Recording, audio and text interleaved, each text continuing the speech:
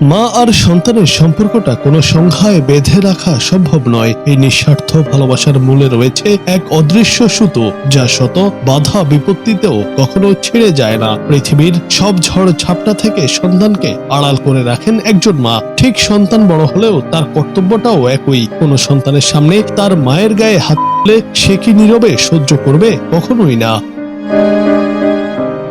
সম্প্রতি প্রকাশ্যে এসেছে একটি ভিডিও।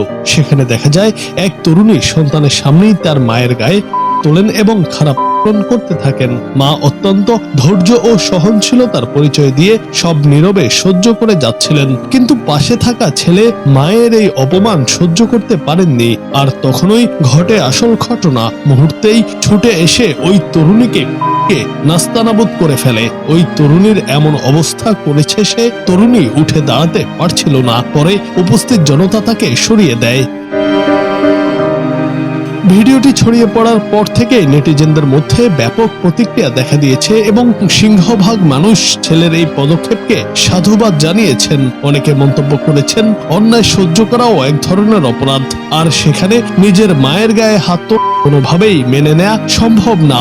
সাধারণ মানুষের চোখে ছেলেটি তখন আর কেবল একজন আবেগপ্রবণ তরুণ নয়, বরং মায়ের মর্যাদা রক্ষাকারী এক অতন্দ্র প্রহরী হিসেবে আবির্ভূত হয়েছে। জুনায়েদ আহমেদ, বাংলা টিভি।